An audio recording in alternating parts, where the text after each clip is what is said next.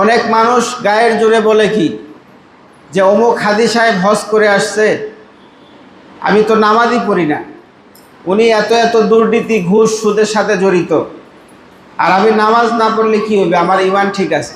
আলহামদুলিল্লাহ আলহামদুলিল্লাহিল্লাযী ওয়াহদা ওয়াসসালাতু ওয়াসসালামু আলা মান লা নাবিয়্যা বা'দা। হেদায়েতের উপরে টিকে থাকার জন্য চেষ্টা করতে হয়, অর্থাৎ হেদায়েতের উপরে টিকে থাকার জন্য যদি কেউ চেষ্টা না করে তাহলে কোনোভাবেই আল্লাহ পাক সুবহানাহু ওয়া তাআলা তাকে হেদায়েতের রাস্তায় রাখবে না। হেদায়েতের রাস্তা কি? যেই কাজগুলি হলো ঈমান আনে এবং সৎ কাজ করে, এটাই হলো হেদায়েতের রাস্তা। এখানে কয়টা লেখছে? 4টা। এই 4টাই হলো হেদায়েতের রাস্তা।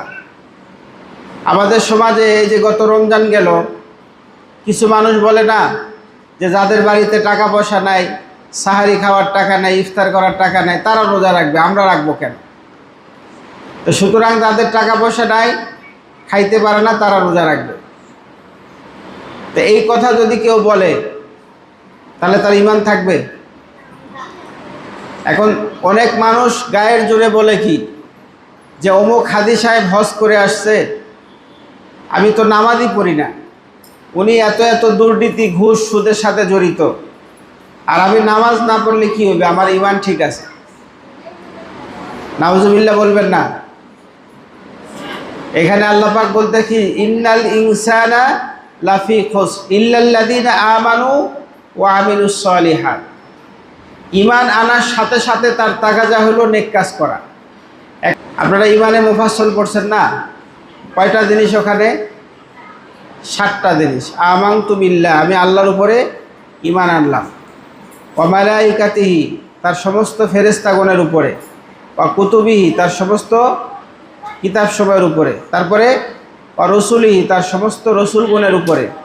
ওয়াল ইয়াউমিল আখির, কিয়ামতের দিন, বিচার দিনের উপরে। তারপরে ওয়াল কদরি খায়রিহি ওয়া শাররিহি মিনাল্লাহি তাআলা, ভালো মন্দ যা কিছু তাকদির হবে তার উপরে কি করলাম? ঈমান আনলাম। তারপরে ওয়াল বাসি বাদাল মাউত, মৃত্যুর পর পুনরায় জীবিত হইতে হবে, তারপরেও ঈমান আনলাম। তাহলে ওইখানে যেটা লিখছে তার কিতাব সমূহের উপরে ঈমান আনলাম, আছে না? আমানতু বিল্লাহি ওয়া মালাইকাতিহি, তারপরে কি? ওয়া কুতুবিহি। তাহলে কিতাব সমূহের উপরে যদি কেউ ঈমান আনে তাহলে এই কথা বলতে পারে যে আমি নামাজ না পড়লে আমার ঈমান ঠিক আছে? এখানে আল্লাহ তাআলা বলতেছে কি, ইল্লাল্লাযীনা আমানু ওয়া আমিলুস সলিহাত। তাহলে প্রথমে আল্লাহ আগে বলছে ঈমান আনো পরিপূর্ণ, তারপরে নেক কাজ করো। এখন নামাজ পড়া কি নেক কাজ না? আর সে যদি বলে আমি নামাজ না পড়ি আমার ঈমান ঠিক আছে, আসলে কি ঈমান ঠিক আছে? এটা কোনো সত্য কথা? অনেক লোক বলে না, ঝগড়া লাগলে এমনি স্বাভাবিকভাবেও বলে যে আমি নামাজ রোজা না পড়লে কি হবে, আমার ঈমান ঠিক আছে। এই কথা কি সত্য? কখনোই না। তাহলে এটা গেল কোরআন থেকে। হাদিস থেকে দলিল কি? হাদিস থেকে দলিল হলো ইন্নাল্লাহা লা ইয়ানজুরু ইলা সুওয়ারিকুম ওয়া আমওয়ালিকুম, নিশ্চয় আল্লাহ পাক সুবহানাহু ওয়া তাআলা তোমাদের বাহ্যিক আকৃতি দেখেন না, তোমাদের মধ্যে কে লম্বা, কে খাটো, কে মোটা, কে চিকন, কে সাদা, কে কালো, এগুলি আল্লাহ দেখে না। ওয়া আমওয়ালিকুম, তোমাদের সম্পদও আল্লাহ দেখে না। আল্লাহ তাআলা দেখে ইন্নাল্লাহা ইয়ানজুরু ইলা কুলুবিকুম ওয়া আমালিকুম, আল্লাহ পাক দেখে তোমাদের অন্তর কি চায় এবং তোমাদের আমল কি, সেটাও আল্লাহ দেখে। তাহলে একটা হলো আল্লাহ পাক প্রত্যেকটা মানুষের অন্তর দেখেন যে সে প্রকৃতপক্ষে আমার হুকুম পালন করে কিনা। একজন মানুষ নেশা করতেছে, বিড়ি সিগারেট খায়, মদ গাঁজা খায়, ইয়াবা খায়, যা আছে সব খায়, কিন্তু সে মদ খাওয়ার সময় যদি বলে বিসমিল্লাহ কয়ে যদি মদ খায়, ঈমান থাকবে? একদিক দিয়ে করতেছে হারাম কাজ, আবার আরেক দিক দিয়ে আল্লাহ তাআলার নাম নিতেছে। তাহলে সে বিসমিল্লাহ বলে যদি মদ খায়, হারাম কাজ করে, তাহলে তার ঈমান নষ্ট হয়ে যাবে।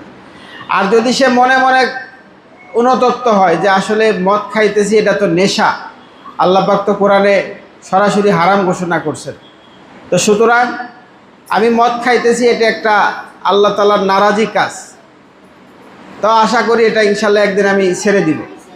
এইভাবে যদি সে মদ খায় তার ঈমান নষ্ট হবে না, কিন্তু কবিরা গুনাহ হবে। কী গুনাহ হবে? কিন্তু আল্লাহর হুকুম নিয়ে যদি ফাজলামি করে, বিসমিল্লাহ সুন্দর করে বলে মদ পান করতেছে, বিসমিল্লাহ সুন্দর করে বলে বিড়ি টানতেছে, তাহলে তার কি হবে? ঈমান চলে যাবে। তো সুতরাং এখানে আল্লাহ পাক সুবহানাহু ওয়া তাআলার কথা হলো ইল্লাল্লাযীনা আমানু ওয়া আমিলুস সালিহাত, যারা আল্লাহ তাআলার উপরে পরিপূর্ণভাবে, কয়টা জিনিস ঈমানে মুফাসসিরের মধ্যে কয়টা? 7টা জিনিস। ওই 7টার উপরে পরিপূর্ণ ঈমান আনতে হবে। তারপরে ওয়া আমিলুস সালিহাত, সাথে সাথে নেক কাজও করতে হবে।